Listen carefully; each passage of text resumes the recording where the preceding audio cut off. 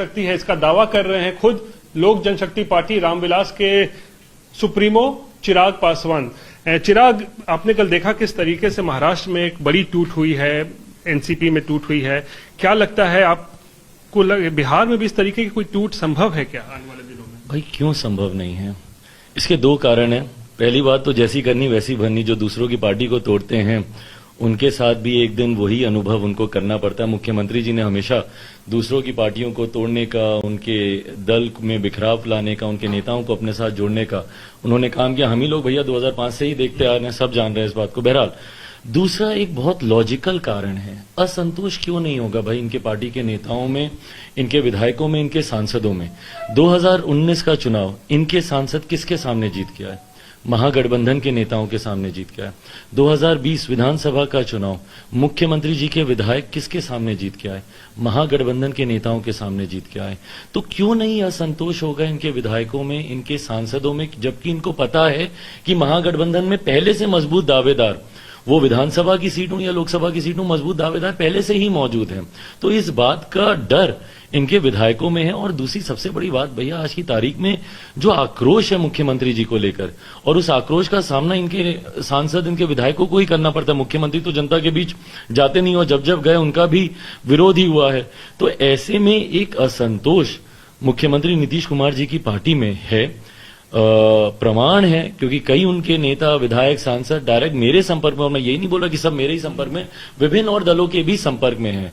तो यकीनन बहुत जल्द जनता दल यूनाइटेड में भी एक बड़ी टूट संभव है। चिराग, जब आप ये दावा करते हैं कि बहुत सारे जो जेडीयू के विधायक हैं वो अन्य पार्टियों के संपर्क में हैं, आपके भी संभवतः पार्टी के संपर्क में हैं, तो ऐसे विधायकों की या नेताओं की संख्या कितनी है? अगर विधायकों की ही बात करें, कितनी संख्या हो सकती है जो आपके संपर्क में? भाई मैं संख्या पे मैं नहीं जाऊंगा, क्योंकि कुछ लोग जो मेरे संपर्क में, मैं उन्हीं के बारे में कह सकता हूं। बट हाँ, मैं इतना मैं जरूर बोलूंगा, असंतोष पूरी पार्टी में है। पूरी पार्टी समाप्त हो जाए, इसमें भी किसी को ताज्जुब नहीं होना चाहिए। कुछ एक होगा, आधा दर्जन विधायक आपके संपर्क में है या 1 दर्जन संपर्क में है? भाई विधायक हैं ही कितने इनके पास?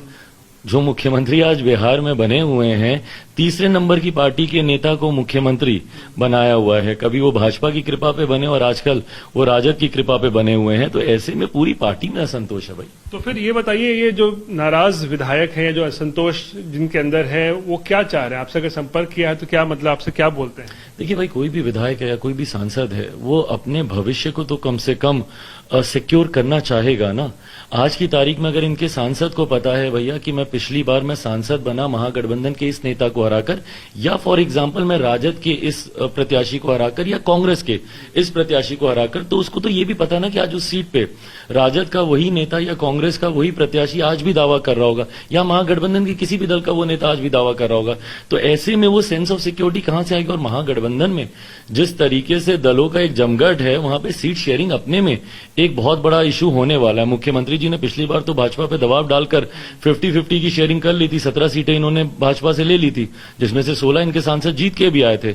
अब वो 16 सीटें इनको वापस मिलेंगी, ऐसा होगा तो नहीं महागठबंधन में जैसी भीड़ है। तो क्या लगता है कितनी सीटों पर इस बार नीतीश कुमार को जो है सिमटाया जा सकता है? क्योंकि संख्या ज्यादा है उस महागठबंधन में, तकरीबन 6 दल हैं, बड़े बड़े दल हैं। क्या लगता है कितनी सीटें उनको? भाई ये मेरी चिंता ही नहीं है। मैं क्यों सोचूं कि उनको कितनी सीटें मिलेंगी, नहीं मिलेंगी। मेरे पास सोचने के लिए, करने के लिए और बहुत चीजें हैं। कुछ नेता कह रहे हैं कि 10 सीट से ज्यादा तो देंगे नहीं लालू प्रसाद उनको। 10 भी मिल जाए तो बहुत है। क्यों कोई देगा भाई? जनाधार भी लगता है आपको? हाँ, मुझे बताइए ना, जनाधार है कहाँ आज की तारीख में मुख्यमंत्री नीतीश कुमार जी का? कौन सा ऐसा वर्ग है, कौन सा ऐसा समाज है जहां पे इनका विरोध नहीं हो रहा हो? छात्रों पर ये लाठी चलाते हैं, शिक्षकों पर ये लाठी चलाते हैं, अभ्यर्थियों पर ये लाठी चलाते हैं, पासी समाज अपने अधिकार के लिए आता है उस पर ये लाठी चलाते हैं। मुझे बताइए ना, कौन सा ऐसा वर्ग है जो इनसे संतुष्ट हो या जो इनके साथ आगे चलने की सोच रख रहा हो? तो ऐसे में जब भाई, और हर दल को पता है कि मुख्यमंत्री जी की ताकत आज की तारीख में कितनी सीमित होकर रह गई है। मुख्यमंत्री जी के साथ रहने से लाभ कम, नुकसान ज्यादा है। इनकी वजह से नेगेटिव वोटिंग ज्यादा होती है। वो जो फ्लोटिंग वोटर्स होता है ना, जो सोचता है लास्ट मिनट, जैसे ही वो देखता है कि इधर मुख्यमंत्री नीतीश कुमार है, वो तुरंत अपना निर्णय बदल के दूसरे गठबंधन में जाता है। तो क्या लगता है, जो नीतीश कुमार आमतौर पर बहुत सारा मीटिंग ऐसे विधायकों से करते हैं, लेकिन पिछले 4-5 दिनों में 1-to-1 की जो बैठक चल रही है, हर एक विधायक से सवाल पूछ रहे हैं, क्या समस्या है, क्या बताइए, या आप एकजुट रहिए, सांसदों से मुलाकात कर रहे हैं, मंत्रियों से, क्या दिखाता है? क्या ये अपने में डर को नहीं दर्शाता भाई? जो मुख्यमंत्री अपने नेताओं से नहीं मिलते, जो मुख्यमंत्री अपने कार्यकर्ताओं से नहीं मिलते, वो आज सामने से फोन कर करके अपने विधायकों अपने सांसदों को बुला रहे हैं, ये अपने में दर्शाता है कि मुख्यमंत्री के भीतर डर है पार्टी में टूट को लेकर। लेकिन यहाँ तो विपक्षी एकता की मीटिंग हुई इतनी बड़ी नीतीश कुमार के नेतृत्व में, उसके बाद फिर क्यों आपको लगता है कि नीतीश कुमार की पार्टी में टूट हो जाएगी? उस मीटिंग का लाभ क्या हुआ? प्रयास ये लोग कर ही रहे हैं, ऐसा नहीं है कि प्रयास इन्होंने समाप्त कर दिया। अभी अगली मीटिंग भी पहले हिमाचल में थी, जो मुख्यमंत्री जी ने बताया था, पर वे शरद पवार जी ने उसको बदल के अब पता नहीं बैंगलोर में हो रही है नहीं, पोस्टपोन अब हो गया है। बिल्कुल, जो नया जो घटना चक्र जिस तरीके से उठा संभवतः वो भी टलेगा। बट बहरहाल उसका लाभ क्या हुआ?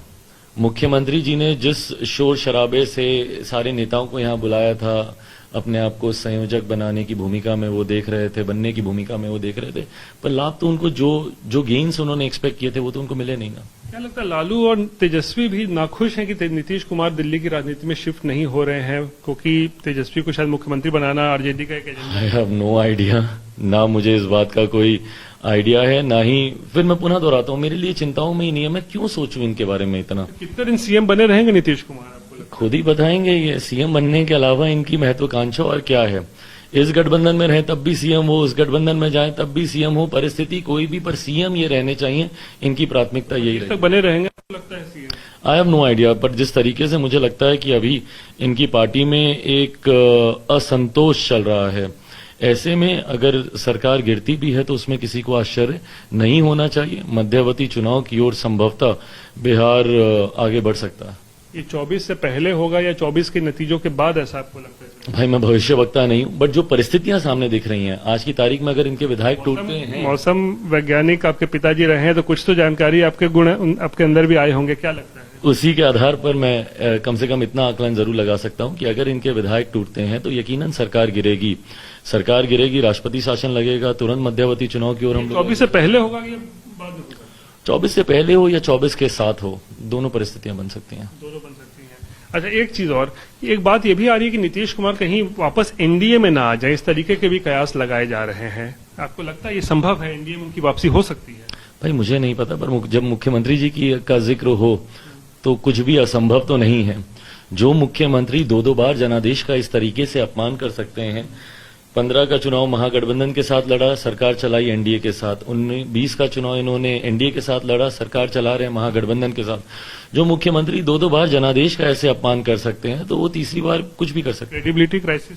क्रेडिबिलिटी तो अब रही नहीं भाई, मुख्यमंत्री की विश्वसनीयता पे ही सबसे बड़ा प्रश्न चिन्ह है, और ये प्रश्न चिन्ह हर बिहारी के दिमाग में है जब मुख्यमंत्री की क्रेडिबिलिटी की बात आती है। तो मध्यावधि चुनाव को लगता है कि नीतीश को अपना कार्यकाल पूरा नहीं कर पाएंगे 25 तक? मुझे नहीं लगता। चलिए, बात करने के लिए शुक्रिया चिराग।